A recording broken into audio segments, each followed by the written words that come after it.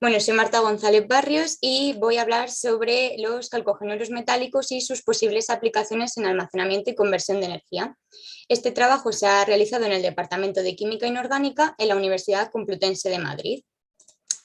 Bueno, antes de nada decir que actualmente nos encontramos ante una crisis energética debido a que cada vez somos más personas en el planeta y exigimos una demanda de electricidad cada vez mayor. De hecho, las previsiones de 2040 es a lo que apuntan, ese aumento de la demanda energética para todos los países. De hecho, cabe destacar sobre todo el ejemplo de China, que incluso llegará a duplicar la demanda energética que tenía en el año 2016. Pero esto no es realmente lo más alarmante, sino que lo preocupante es que esa demanda energética principalmente está saciada por la quema de combustibles fósiles y ya sabemos todo lo que esto significa.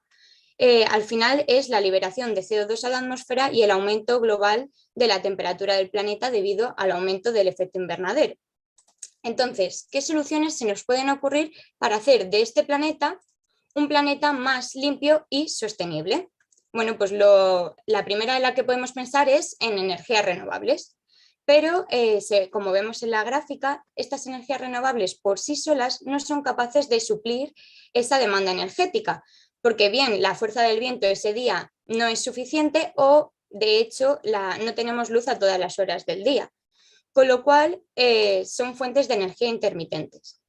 Pero si nos fijamos en este caso, donde se ha generado más energía de la demandada, ¿qué ocurriría si fuésemos capaces de almacenar esta energía? Es decir, almacenarla para luego utilizarla en los días nublados o en los días donde el viento no sopla con tanta fuerza o de noche, pues eso sería otra segunda solución que complementa esas energías renovables, los sistemas de almacenamiento de energía, como pueden ser las baterías, los condensadores o los supercondensadores. Y no solamente podemos quedarnos aquí, sino qué ocurriría si aprovechamos una energía que actualmente no estamos aprovechando y que la tratamos como un residuo. Y estoy hablando del calor. ¿Qué pasaría si pudiésemos aprovechar ese calor residual para convertirlo en electricidad? Pues eso es lo que hacen los dispositivos termoeléctricos.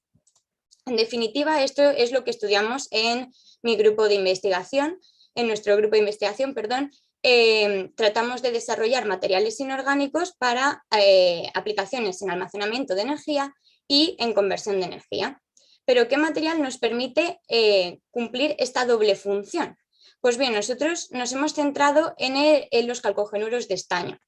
Estos elementos, o estos compuestos, perdón, están formados por un elemento que pertenece al grupo 16 y un elemento más electropositivo que este. En concreto, estamos estudiando los sulfuros y los seleniuros de estaño, ¿de acuerdo? Pero ¿por qué son interesantes en ambas aplicaciones? En el campo de la termoelectricidad, estos materiales ya se habían estudiado hace tiempo y de hecho el grupo de Zaba y colaboradores en 2014 llegaron a alcanzar la máxima eficiencia hasta ahora reportada en termoelectricidad, con el seleniuro de estaño en forma de monocristal. ¿Pero qué le ocurre a este seleniuro?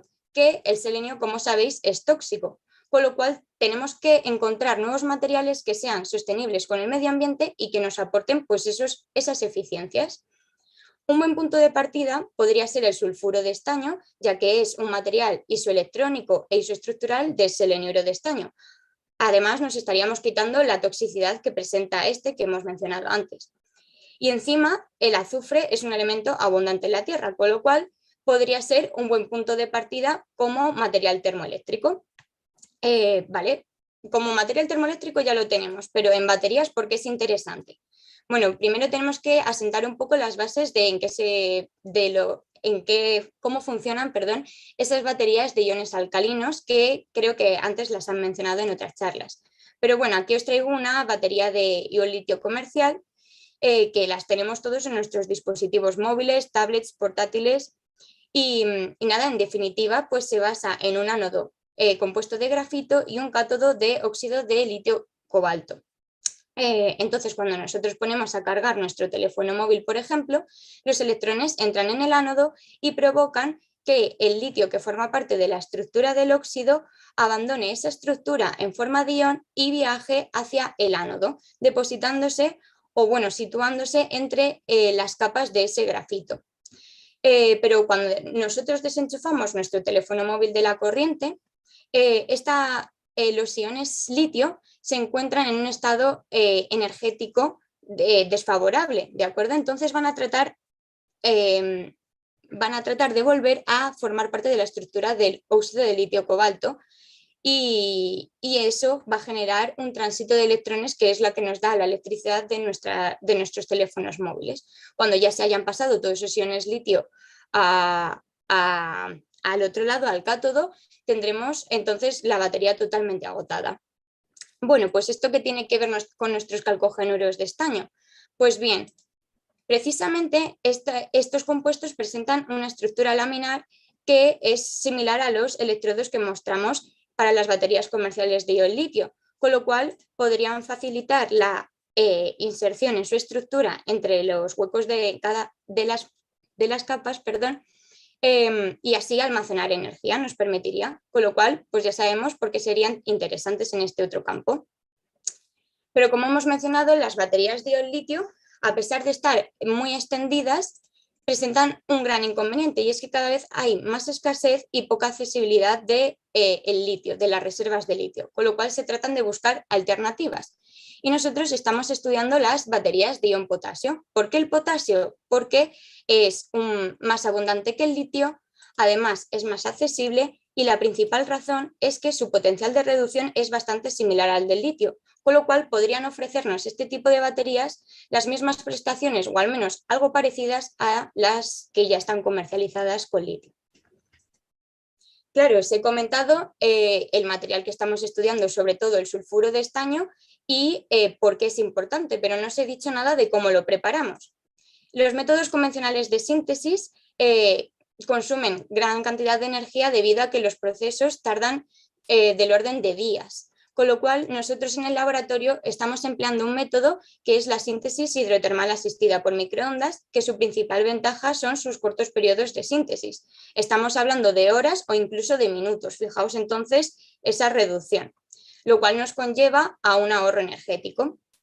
Pero ¿a qué se debe esta reducción del tiempo de síntesis? Os preguntaréis. Pues es gracias al empleo de la radiación microondas, que permite interaccionar con los dipolos eléctricos de las moléculas y produce un calentamiento a nivel molecular, el cual es más uniforme y está focalizado en el interior del recipiente, como vemos. En cambio, los métodos convencionales hacen que el calor se centre más en las paredes que en el propio interior, lo cual no es conveniente. Bueno, en definitiva, nosotros hemos sintetizado estos materiales a partir de este método en tan solo 1 minuto de reacción, ¿de acuerdo? Lo que podéis tardar en calentar una taza de leche en el microondas, nosotros tenemos estos materiales listos. Vale, y ahora, ¿qué tal funcionan en esas aplicaciones energéticas que decíamos, en baterías y en termoeléctricos? ¿Vale? Pues el sulfuro de estaño que hemos preparado en 1 minuto de reacción lo hemos estudiado sus propiedades electroquímicas en baterías de ion potasio.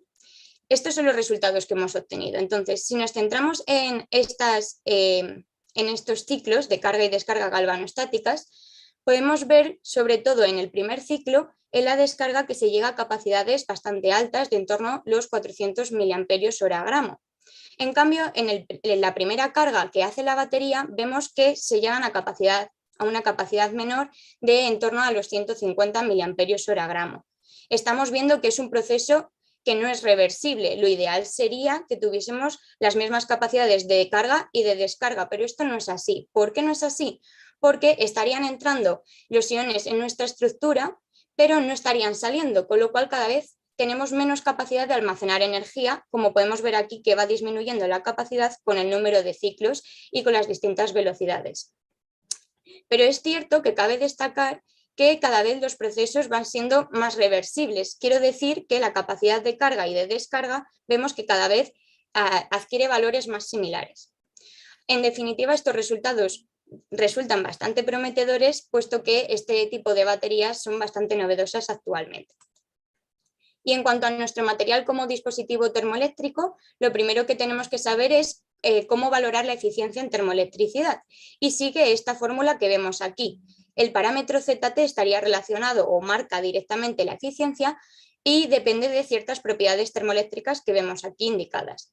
Nosotros hemos representado pues, esa eficiencia frente a la temperatura y en esta gráfica se compara el seleniuro de estaño sintetizado en 1 minuto frente a ese sulfuro de estaño también sintetizado por el mismo método de síntesis que decíamos antes de hidrotermal asistida por microondas también en 1 minuto. Entonces, comparándolos, vemos que la máxima eficiencia alcanzada por ambos es bastante similar, lo cual es un resultado bastante bueno porque al final estamos consiguiendo un compuesto que es menos tóxico que el seleniuro con unas prestaciones más o menos similares. En definitiva, para concluir, quería decir que esos calcogenuros metálicos son unos buenos candidatos para aplicaciones energéticas, tanto en almacenamiento como en conversión de energía. Después que la síntesis hidrotermal asistida por microondas es un método ultra rápido, además respetuoso con el medio ambiente para la preparación de esta clase de compuestos. Después, este sulfuro de estaño que hemos preparado en 1 minuto, como decíamos, tiene unos resultados prometedores como electrodo en baterías de ion potasio. Y finalmente, este mismo material llega a alcanzar eficiencias termoeléctricas similares al preparado mediante el mismo método que sería el seleniuro de estaño. Muchas gracias por vuestra atención y si tenéis alguna duda no dudéis en preguntar.